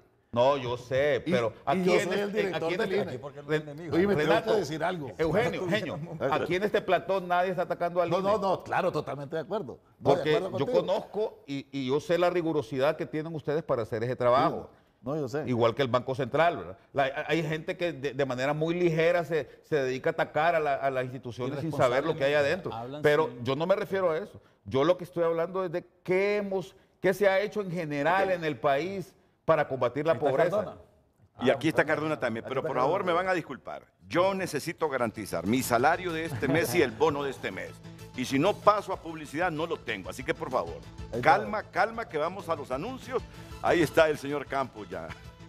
Ahí está el señor Campos. ¿Dónde reside él? En Santiago. Santiago. Ah, en Santiago. Es mexicano, pero reside en Santiago de Chile. Ah, muy bien, muy bien. Trabajó en INEGI mucho tiempo. Muy buen representante dejó a Alicia Bárcenas ahí, ¿no? No, él es el de la pobreza nada más. No, pero trabaja en la Comisión Económica para América Latina, pues. Sí, vamos a la pausa, lo vamos a escuchar a él, vamos a seguir escuchando. A mí me extraña que José Cardona, el ministro de Sedesol, me imagino que está satisfecho con lo que está diciendo Horacio Lobo, con lo que está diciendo. Mira, tengo los misiles ya listos aquí. Así. Bueno, vamos a la pausa. Gracias por compartir su opinión a través de nuestra cuenta de X. No sé de dónde, porque los hondureños de a pie están pagando más por los alimentos en las pulperías. Tal vez ese puede ser el número de inmigrantes que ha salido a Estados Unidos. David Lanza comparte, totalmente de acuerdo con Julio Raudales y va en línea de lo que digo. Siempre quieren vender como logro cualquier cosa y por eso se equivocan. Nada que celebrar. Marco Matamoros, menos pobres. Son indicadores macroeconómicos. ¿Cuáles fueron las variables? Porque el pueblo los desmiente. Tal vez en comparación, post-pandemia hay un lento crecimiento económico, porque emigraron millones de personas y mandan más remesas. Continúe compartiendo su opinión a través de redes sociales. Mire, yo le voy a decir algo. Vamos con el señor Rolando Campos, jefe de División de Estadísticas de la CEPAL, porque si no, no lo vamos a aprovechar. Y venimos con ustedes. Y él ya captó cuál es el debate en este momento en Honduras. El señor Julio Raudales es rector de una universidad privada muy importante en el país, de la José Cecilio del Valle, y fue presidente del Colegio de Economistas, y además ha sido funcionario público con mucha experiencia. Y dice que no tenemos nada que celebrar, que si estos 800,000 hondureños han vuelto a no ser pobres, no es porque el gobierno dice ha vuelto dinámica la economía como para generar empleos, sino que eso es, me decías, esfuerzo de las empresas en algún momento y el esfuerzo propio. La persona que estaba empleada o semiempleada en el 2019 y que quedó en la calle durante 5 o 6 meses en el 2020 y que por eso bajó a la pobreza, cuando se quitó la mascarilla y pudo volver al mercado laboral, hacer su esfuerzo, lo hizo quizás el doble o el triple, y eso es lo que lo tiene. Aunque fuese a la informalidad. Y no necesariamente a la formalidad. Aquí cada persona hace su esfuerzo por salir adelante. Vamos a ver, ¿qué piensa don Rolando Campos, jefe de la División de Estadísticas de la Comisión Económica para América Latina, que avaló los datos de la Comisión Económica, pero voy a abreviarlo ya, de la CEPAL? Adelante, señor Ocampo. Hola, muy buenos días. Muchas gracias por invitarme a este foro tan interesante en el que se están discutiendo los temas que tienen que ver con la pobreza. La parte que a nosotros nos compete como División de Estadística y como estadísticos de las oficinas de estadística nacionales. En su momento, pues yo trabajé muchos años en INEGI de México, como bien lo comentabas, es producir los datos de la mejor manera y que los hacedores de política pública pues utilicen esos datos para hacer política pública.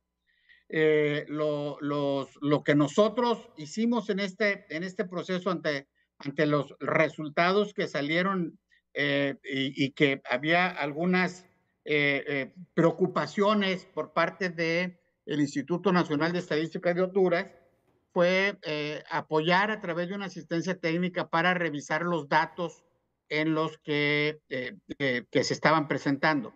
Y utilizamos con la base de datos del instituto, que levantó el instituto, utilizamos la metodología que nosotros hacemos aquí, que es una metodología distinta porque lo que tiene que ver, nosotros hacemos una homologación en las bases de datos de todos los países para generar la pobreza regional. Y con esa metodología, revisamos la metodología del Instituto de Estadística de Honduras, encontramos similitudes en las tendencias, no en los datos, no en las estimaciones puntuales año con año, pero efectivamente pues las tendencias eran similares e iban en el mismo sentido. Iban disminuyendo al principio, antes de la pandemia, hubo un incremento provocado por la pandemia y hubo una disminución provocada por que se abrió la economía después de la pandemia. Entonces, la misma tendencia que reporta el Instituto Nacional de Estadística de Honduras es la misma tendencia que nosotros identificamos aplicando nuestra metodología. Entonces, en ese sentido, pues lo que nosotros vimos que pues el trabajo que el instituto ha hecho, pues es un trabajo consistente y que no es un trabajo que ha venido haciendo de la pandemia para acá o lo que sea, sino que hay equipos técnicos que tienen muchos años trabajando en el instituto y que tienen un trabajo profesional en el cual pues están preocupados por entregar datos oportunos y de calidad, acordes a las normas técnicas que la Comisión de Estadística de Naciones Unidas tiene y que hemos dictado entre todos los países para ajustar todos estos tipos de procesos, ¿no? Entonces, sí, efectivamente, como lo comentaba el rector, hay varias formas de medir la pobreza. Una es la pobreza por ingresos y otra es la pobreza multidimensional, donde ya se identifican carencias o no de esto, pero pues es un proceso que requiere mucho más análisis y que hay un tema que es bien importante y que que también asumo que a lo mejor ya se comentó, no sé, pero la canasta con la que se está trabajando es una canasta muy vieja. Muy buena. Es una canasta que viene de 1978. Así es. Afortunadamente ahora el Banco Central está haciendo una encuesta de ingresos y gastos para actualizar la canasta. O sea, solamente mencionar que el aparato que traemos todos en nuestros bolsillos pues no existía en el 78. Ni tampoco la comunicación como la que estamos teniendo, ni muchos otros productos y enseres. Lo comentaban en la entrevista, pues la leche, nosotros le decimos leche entera o leche bronca, pues ya yo creo que ya nadie la puede tomar porque pues es tan fuerte que pues, tomamos todos leches pasteurizadas y deslactosadas y descremadas. Yo sigo tomando leche blanca. Hay 5 que no toman. Yo sigo tomando la misma leche de siempre. Bueno, Julio toma lechita. No, yo tomo leche entera. Pero en ese sentido, pues, bueno, la canasta de alimentos ha cambiado y pues el esfuerzo que está haciendo el Banco Central, que también con la información de calidad y el Instituto de Estadística que ajustará con eso, construirá una nueva canasta alimentaria para poder hacer la medición y generar nuevas líneas de pobreza en ese sentido, ¿no? Hasta aquí.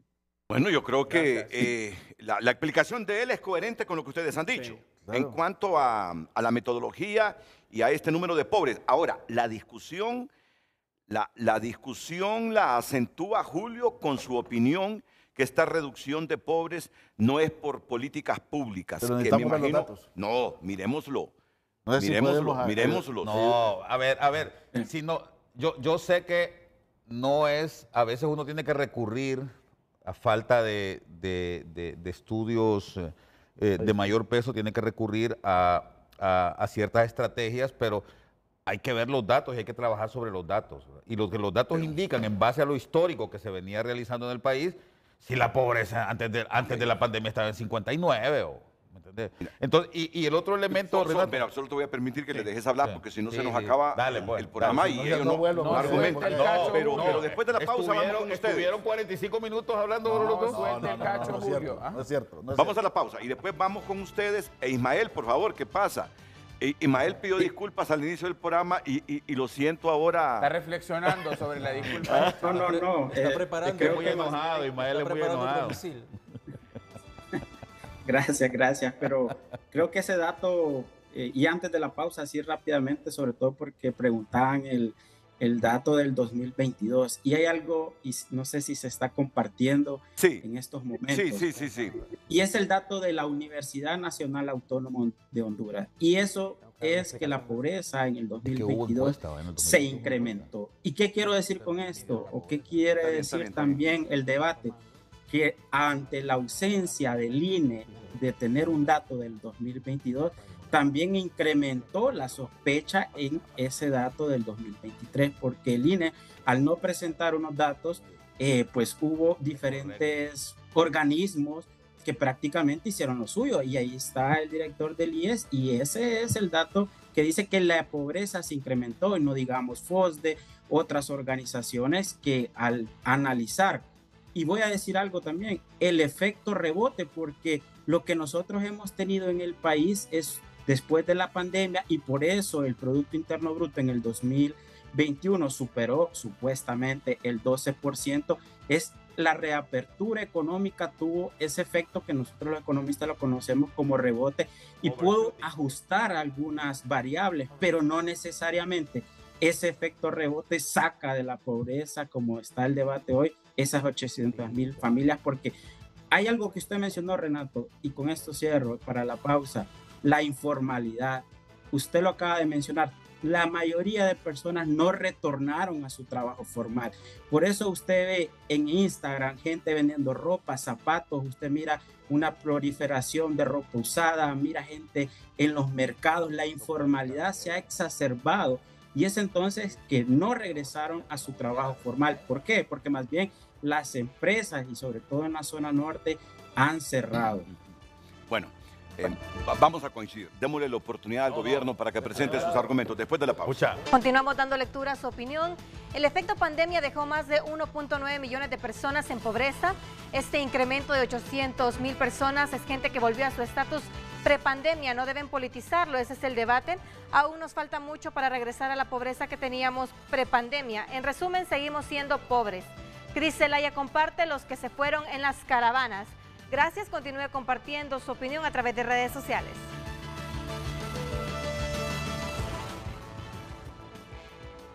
Bueno, este hombre los ha desafiado. Los ha desafiado, a menos que ustedes coincidan con él, que por la inercia de que la gente tiene que comer, aunque sea en la informalidad, ha recobrado su actividad económica, pero que no es por políticas públicas. Ustedes tienen la palabra. Yo necesito solo porque es importante ver los datos, porque nosotros presentamos un informe. Yo creo que no sé si... Vamos a la Apple TV, por favor. Porque yo creo que yo creo que el INE ha estado siendo el foco de ataque y garantizamos la seriedad y responsabilidad de nuestro trabajo. Eso es lo primero que quiero destacar.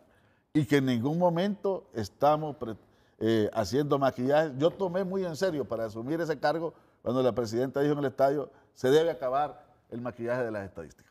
¿Qué es lo que el informe dice? Nuestro punto de referencia comparativo es el 2021. Y encontramos una pobreza de 73.6 Ahorita estamos escandalizados porque decimos que 800 han recuperado la condición de no pobres, pero pocos se escandalizaron cuando 1.5 millones o más entraron en una situación de pobreza. En pleno proceso electoral salió ese dato que primero se exhibió y después se escondió.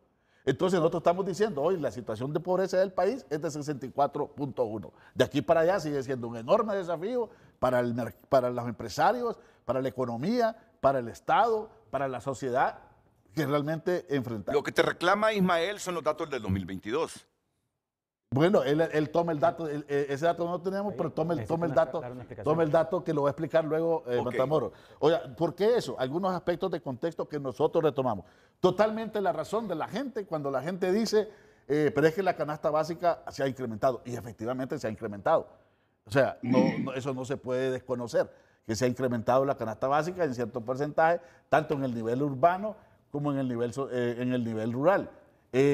Y hay dos tipos de canastas, la mera canasta básica de alimentos y la canasta de servicios, que ahí es hay que tenerlo claro, que una incluye la situación global de otros servicios y lo otro meramente de alimentos, y ambas se han incrementado en cierto porcentaje. La de alimentos, por ejemplo, pasó de 1.436.3 a 1.900, tanto en el ámbito rural y en el otro urbano de 1.914 a 2.466. Ahora, ¿cuáles son aspectos que implican la situación? Bueno, tuvimos una debacle en el 2020 de -9 de crecimiento económico. Apenas en 2021 empezó la recuperación, que creció 12.5, pero ese 12.5 absorbe el negativo 9 y por lo tanto es solamente 3.5. Y luego se ha mantenido el crecimiento, porque aquí todo el mundo ha estado de 4.0 y ahí en 2023 la proyección nosotros tenemos 3.0, pero realmente escuché y leí las últimas declaraciones de la presidenta del Banco Central, Rebeca Santos, y lo está proyectando en 3.6. Sí. Es decir, yo creo que cuando se dice que lo que debemos reconocer es que en el contexto de este gobierno la economía se ha recuperado en este contexto y volvió a niveles de crecimiento. ¿Que debe crecer más para enfrentar el problema de la pobreza? Claro. ¿Que debe crecer más? Siempre ha debido crecer más. El tema de la distribución, porque este es un crecimiento más o menos persistente, como yo utilicé la otra palabra, que se mantiene. Ahora, la tasa de desocupación, el desempleo totalmente abierto, ahí no tenemos el 10 que llegó en 2020, pero pasó ahora en 2023, en nuestra medición es 66.4 el desempleo totalmente abierto y superándose lo anterior. Es decir, no hay más desempleados totalmente abiertos o desocupados, que es lo que hemos dicho en otro momento. Ahora, ¿qué significa eso? Eso significa que se logró como país la recuperación de por lo menos 100,000 personas que estaban en situación de desempleo abierto y que ahora tienen algún tipo de trabajo en algún ramo de la economía, ya sea formal o ya sea informal. Sigamos viendo el tema de la gente con problemas de empleo. Problemas de empleo incorpora problemas de precariedad laboral, problemas de desempleo totalmente abierto y los desalentados, que es uno de los temas más peligrosos, que pocos estudios hay específicos sobre ese tema. Entonces, en el contexto global de la crisis, teníamos más de 3 millones, para decirlo cerrado, 300,000, y actualmente en nuestra última medición son 2.300.000. Eugenio, solo te voy a interrumpir por algo, y si tenemos tiempo vamos a seguir con esta gráfica, pero el puntito clave, yo me sentiría insatisfecho si no hay un desenlace indistintamente de los disensos en este puntito. Tú has dicho, yo lo he escuchado, que sí tienen que ver las políticas económicas del gobierno en esta reducción de los pobres de Honduras. Lo has dicho hace algunos minutos. Que sí tienen que ver algunas políticas gubernamentales en la reducción de los pobres. Pero permítame, porque creo que hay un intermedio, que es lo que quiere decir el economista. Pero voy a decir algo sobre eso. Ricardo Matamoros, dímelo. No, si quieres después de Ricardo. Porque me sentiría insatisfecho si no escucho a José Cardona también. Ok, te lo digo, para mí, en mi explicación, ya interpretación, porque yo ahorita estoy presentando datos, evidencias, correcto. Y la evidencia se contrarresta con evidencia, pero ahora voy a hacer la interpretación. ¿Qué pasó en 2021? El 2021, totalmente de acuerdo que hay un efecto pandemia, pero también no olvidemos, porque ahora ya nos olvidamos, que fue en un contexto de una corrupción totalmente abierta, que mal manejo de la pandemia y que se drenaron millones y millones de recursos. El desastre institucional y el desastre de la corrupción no es cosa menor en el 2021 y no digamos ahora que solo era el virus. Y el otro elemento, también estuvieron los huracanes, que no los podemos desconocer, que no han existido huracanes de esa magnitud después. ¿Qué pasa en la recuperación? En la recuperación se recupera, ¿por qué este nuevo dato? Hay una recuperación de la economía, entra esta gente en una de recuperación de empleos o de ingresos, porque así es que medimos nosotros. Hay factores incluso como las remesas que se creía que en pandemia iban a caer y más bien crecen y está creciendo todavía. Y luego hay una inversión que está mal sistematizada, que no se está comunicando y que yo tenía precisamente la última lámina donde solamente recogí algunos aspectos que maneja Banadesa y reporta 11.000 millones de inversión entre 2022 sin tomar en cuenta energía, combustibles y otro que probablemente vivienda, Cardona lo tiene social. mucho más claro. Entonces, yo creo que cuando está mal la cuestión es total responsabilidad del gobierno, porque aquí hay una narrativa política detrás de estas cosas también, que es la que ha mantenido la hegemonía mediática. Pero cuando hay ciertos factores de mejoría, esto se aparta totalmente el ambiente, por lo menos de algunas cosas que han contribuido, como la misma política social, porque nosotros medimos ingresos y tomamos en cuenta el ingreso, no importa si viene del salario, de la economía informal, de la donación de remesas, de un apoyo familiar o de una contribución del Estado. Pero para eso necesitaré unos gráficos para poder comparar. No, los gráficos los tiene ya la dirección, por favor. Listos con la explicación breve, rápida, de don Ricardo Matamoros. Don Ricardo Matamoros es el director de investigación del Instituto de Ciencias Económicas de la Universidad. Vamos con ella rápidamente en pantalla. Si mostramos el primer gráfico, el primero, ok, para explicar y para comparar, porque esto de la pobreza no se puede entender sin el tema del crecimiento económico. Todo el mundo es consciente que en 2020 la economía cayó 9%, el profesor Eugenio lo acaba de mencionar hace poco, entonces en 2021 el crecimiento fue 12.5%. ¿verdad? 2021 crecimiento económico 12.5. de Honduras 12.5. Entonces, pregunto, nadie está diciendo, por ejemplo, expliquemos mire que ahí está en ese gráfico, ¿a qué se debe ese 12.5? 9 puntos, pues prácticamente es la recuperación, se volvió a abrir la economía. Entonces, 9% es, como cayó 9% del 2020, se levantó. Pues, se levantó 9% en 2021 porque abrió, cerró y abrió. Y luego la diferencia, el 3.5%, que es el histórico, es el crecimiento histórico inercial. Es como que usted ponga el carro en automático, ¿verdad? En automático la economía hondureña, sin que usted haga nada, eso avanza. Y que nunca vamos a salir de la pobreza creciendo al 3%, correcto, ¿verdad? Correcto. Entonces, el análisis aquí es, uno no dice que ese 12.5% es producto de buena política económica del gobierno en el 2021, ¿verdad? Luego, entonces, está el tema del crecimiento económico, ¿verdad? 4%, 3.2% va inercialmente. Ahora sí, miremos entonces el segundo gráfico, el siguiente gráfico. Entonces, con la pobreza igual, ya lo explicó Horacio y Eugenio. Claro, se cerró la economía, la gente deja de recibir ingresos, ¿por qué? Porque pierde ventas, pierde empleo, se dispara 14.3%. Entonces, esta reducción de 9.5%, ¿sí? Es justamente, así como hubo un rebote en el crecimiento económico, abajo para arriba, el aterrizaje, correcto, con la pobreza igual, se disparó y ahora está regresando a los niveles normales. Así como el crecimiento económico está regresando a sus niveles normales, ¿verdad? No los ideales, no los necesarios, estamos regresando a ese mismo nivel. Lo mismo con la pobreza. Y para responder un poco, de repente, la confusión que hay con el dato que ha estado mencionando, por ejemplo, Ismael, nuestro de la proyección que hicimos para el 2022. Para 2022. En el siguiente gráfico lo podemos ver. A ver, aquí hay que aclarar algo. Las cifras oficiales, quien las tiene es el INE. El INE. De crecimiento económico, las cifras oficiales que tiene es el Banco Central. Nosotros como universidad, como instituto, lo que hacemos es tomamos los datos y los complementamos con investigaciones que nosotros hacemos, con análisis, con modelos estadísticos. Entonces, como en 2022 no había dato de pobreza, ¿verdad? Que ahí pues ellos explicarán por qué no había dato de pobreza, pues nosotros ¿qué hacemos? Un análisis estadístico. Y uno agarra los datos y entonces no había razón en 2022 para pensar, no había evidencia que la pobreza estaba cayendo. Entonces el modelo estadístico lo que le hace es, y aquí está Horacio que nos puede explicar, la tendencia. Hay una tendencia, ¿no? Entonces ese 75% que nosotros publicamos en junio. ¿De 2022? De 2022.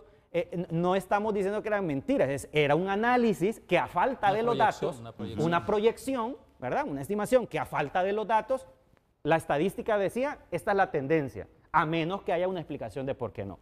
Con los nuevos datos, así hicimos también en 2020. Como en 2020 no hubo datos en su momento de pobreza, nosotros hicimos una estimación con investigaciones, con datos que no es perfecta, pero da una idea de la tendencia. Con lo nuevo que acaba de publicar el INE, el día martes, ya hicimos nosotros nuestro análisis. Bueno, tomamos estos datos y ajustamos nuestras estimaciones, que son estos datos que estamos viendo aquí. Tenemos los puntitos rojos 2020-2022 son, nosotros lo que hacemos es llenar huecos, digámoslo así, con los datos disponibles y con datos y con análisis estadístico. Entonces, para 2020, nuestra estimación es, el punto rojo, por eso aclaro, 70% la estimación de la pobreza. Y 2021, que es el dato oficial del INE, 23.6, porque se agravó. Recordemos que la apertura de la economía fue gradual, ¿no? Ahora, con los nuevos datos del INE, entonces nosotros estimamos, ¿verdad? Ellos tienen el dato oficial de 2023, 64.1, que la pobreza ya en 2022 estaba alrededor del 65%.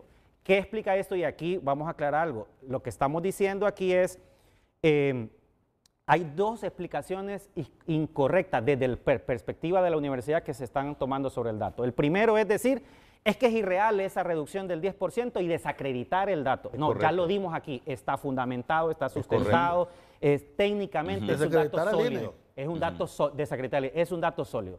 Pero el otro extremo es asumir que ese 10% es el resultado de, así como es inapropiado decir que el crecimiento del 12.5% del 2021 fue por buena política económica. Las políticas que hizo Juan Orlando. También entonces no es correcto decir en este momento que esa reducción del 10% es producto o el resultado de política económica. Según esta estimación que nosotros estamos haciendo aquí, lo que pasó a partir de 2022 es que los niveles de pobreza, y ojo con esto, están regresando a los niveles, ¿verdad?, que teníamos prepandemia, ¿no? Entonces, es el efecto, como lo han dicho aquí, recuperación. Es recuperarse, es regresar al punto anterior. José Carlos Cardona, por favor, esto sí lo voy a imponer. Después de la pausa comercial, que nadie le quite la palabra al ministro de Sedesol, José Carlos Cardona. Para comenzar, no ha hablado. Y yo te lo digo, es sospechoso que no hayas hablado. O es que ha estado tan interesante el debate que te ha entusiasmado y estás escuchando, pero creo que es el momento oportuno para escuchar una explicación académica y política. El ministro de Sedesol después de estos consejos comerciales. Más mensajes a través de redes sociales. Se van 1000 diarios de Honduras, entonces es que los están exportando. No hay en Honduras porque se van. David Lanza comparte que la desesperación por subir el perfil al gobierno no haga a los profesionales jugar con cifras. Ese tema es contrastado contra la realidad. El alto costo de la vida se comió cualquier ayuda social, subsidio, etcétera. Continúe compartiendo su opinión. Ministro de Sedesol, don José Carlos Cardona. Sí, bueno, primero que nada quisiera dejar claras tres cosas. Número uno, nuestro gobierno no se está atribuyendo, y esto a las pruebas me remito, ustedes pueden buscar las publicaciones de las redes de gobierno, declaraciones de Casa de Gobierno, declaraciones de la Presidencia de la República. Nadie se está atribuyendo ningún tipo de rédito político por la disminución de la pobreza. Porque en una llamada, y esto lo puedo decir aquí frente a todo el país, en una llamada en la que estuvo la Presidenta de la República, el director del INE y yo, la Presidenta fue contundente y dijo, es la recuperación normal tras la pandemia, esto es una tendencia. El doctor Eugenio Sosa le explicó a la Presidenta la metodología y ella dijo, bueno, está bien, pero a mí honestamente me gusta que me midan a mi gobierno y yo esperaría a que en 2025 y luego de que usted haga el censo el otro año, porque este hombre aquí está dirigiendo el levantamiento del nuevo censo de población y vivienda, a mí me gustaría, dijo la Presidenta, que después de ese censo y en 2025, que yo ya esté en mi último año de gobierno, me digan los datos de reducción de pobreza. Entonces, dicen que va a renunciar en diciembre. ¿Lo desmientes? ¿Quién lo dice? Yo lo miré en un periódico, que va a renunciar en el 2024. Por la petición de Cafate, les juro, lo asumen. Es falso, es falso. No, me imagino que es la petición. No está renunciando. Sí. No, yo no. Ok, sí, ok. Número dos. Sí se están haciendo acciones desde este gobierno para mejorar la situación de las personas que están en extrema pobreza. Estamos de acuerdo de que los programas sociales no tienen por sí solos la capacidad de sacar a la gente de la pobreza y de la extrema pobreza. La presidenta cree en la protección social y en lo que llamamos enfoque de activos. Es una teoría ampliamente utilizada en países de Asia y en países de África, en donde se han hecho brigadas contra la extrema pobreza, y la estamos implementando en la red solidaria. Nosotros estamos atendiendo 2.5 millones de personas. Y les voy a decir una cosa. El enfoque de pobreza multidimensional no nos sirve en esas 2.007 aldeas. Justamente porque obviamente el sistema y el aparato económico del país está ligado al ingreso. Entonces, cuando aplicamos la metodología de medición de esas 2.007 aldeas, de esos 2.5 millones de personas, generalmente la persona sale pobre porque tiene un techo de lámina de zinc, pero no sale pobre porque tiene conexión a aguas negras, y sale pobre por un indicador y sale no pobre por otro. Entonces, a la hora de que nosotros vayamos a seleccionar una familia para un beneficio social, el enfoque multidimensional no nos sirve. Una de las propuestas que estamos haciendo desde la CDSOL es publicar un PCM, discutirlo y instalar una mesa que se encargue de utilizar todas las metodologías de pobreza y que podamos encontrar un asidero que nos permita ver a dónde hay que invertir la plata, porque al fin y al cabo medir la pobreza no tiene sentido si no se sabe a dónde se tiene que poner la plata para que la gente salga de la pobreza. Exactamente. Yo hago una pregunta retórica aquí.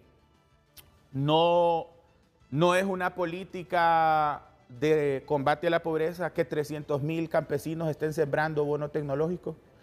No es una política económica que Banprovi haya colocado 12.032 millones de lempiras en vivienda y que los desarrolladores de vivienda y los ricos de este país que se dedican a hacer torres de apartamentos están felices con este gobierno.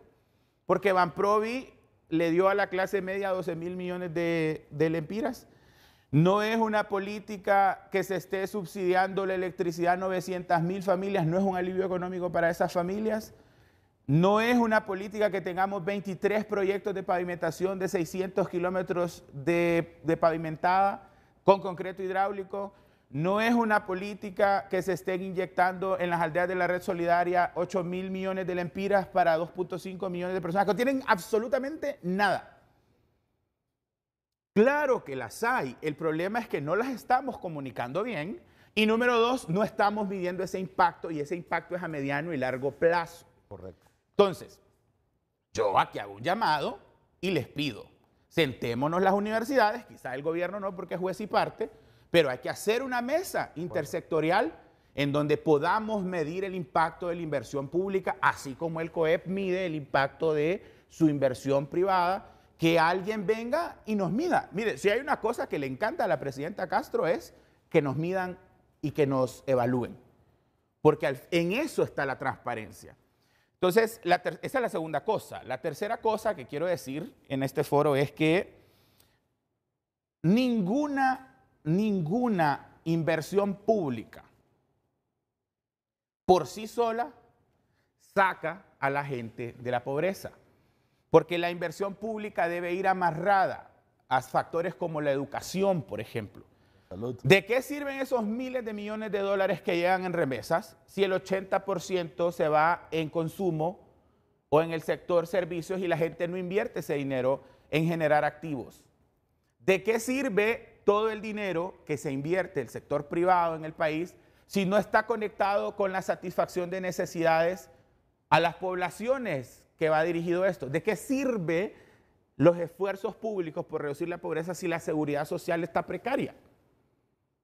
Entonces, nosotros como gobierno estamos comprometidos con construir todo un andamiaje de políticas sociales y económicas. Y hay una línea discursiva, ¿verdad? Y desde lo fiscal, desde lo económico y desde lo social. El problema está en que estamos en un país altamente polarizado y dividido y obviamente la oposición utiliza esto en nuestra contra. O sea, a mí me parece terrible que un gobierno que no se está lucrando de esa estadística, porque se lo vuelvo a recalcar, y a las pruebas me remito. Nosotros no estamos, ni un video se ha hecho de parte del gobierno, de esos videos promocionales con música que solemos hacer para publicar nuestros logros. No estamos lucrándonos. No estamos lucrándonos de esto porque sabemos que es un retorno a la normalidad tras la pandemia. Y por lo otro es que si en 2025 sale Eugenio Sosa diciendo, fíjense que la pobreza aumentó 2 puntos, ahí sí nos va a llevar, ya saben qué va. Entonces, el reto que esto nos impone, eso es una carga gigante. Mire, yo desde que Eugenio publicó eso, Renato, yo no he dormido tranquilo. Yo no duermo casi nunca, pero miren. Es aburrido dormir. Miren, es una cosa que yo me pongo a pensar. El reto es más grande. Yo como ministro de Desarrollo Social y toda esta plata que se está invirtiendo en la red solidaria, yo me pongo a pensar y digo, ¿se imaginan que Eugenio, yo me voy a hacer más amigo de Eugenio para que en 2025 venga y diga, no, sí, el ministro Cardona logró bajar un puntito, aunque sea? Miren, eso es un reto. Y concluyo con esto, Renato. Tenemos el enorme reto, el sector privado, el Estado, las universidades, de seguir discutiendo soluciones y encontrando soluciones para reducir la pobreza y la extrema pobreza. Ya Xiomara Castro creó programas y una línea y un plan de gobierno enfocado en eso. ¿Este gobierno está enfocado en lo rural? Ministro, fíjate que me levantó la mano el representante en este programa de CEPAL, que yo le niegue al jefe de la División de Estadística de la CEPAL la palabra, aunque me falta una pausa comercial. No me sentiría bien. Por favor, aunque sacrifiquemos una pausa comercial, yo la pago después del bono que me den. Tiene un minuto. Bueno, un bono de Renato. Ya miré que el bono de Renato es el de Renato. Quiero saber de cuánto es ese bono de Renato. Yo quiero ver como Renato. Esas son las ventajas de vivir en la formalidad. Pero bueno, yo solamente reiterar lo que dijo el ministro y los colegas que han estado participando, y reiterar que el trabajo que el Instituto Nacional de Estadística de Honduras es solamente medir cuál es el estado en el que se encuentra la pobreza. Ya lo que sigue y los datos que reflejará en los próximos años son solamente producto de la medición, y hasta ahí digamos que llega la parte de la responsabilidad de las oficinas estadísticas en el mundo. Ya las políticas públicas, ya serán los hacedores de políticas públicas, los empresarios junto con los hacedores de políticas públicas, todas las decisiones que tengan que tomar para poder abatir esos números, pero la responsabilidad del instituto pues es solamente medirlo. Okay. Ahora sí ya puede dormir a gusto Eugenio. El ministro ya no puede dormir a gusto por esas razones. Pero gracias, Rolando. Ok. Gracias, muy bien. Y si el del máster es un obrero como yo y quiere evitar que yo pague la pausa, que ponga la pausa comercial. Si no, ya no es obrero como yo.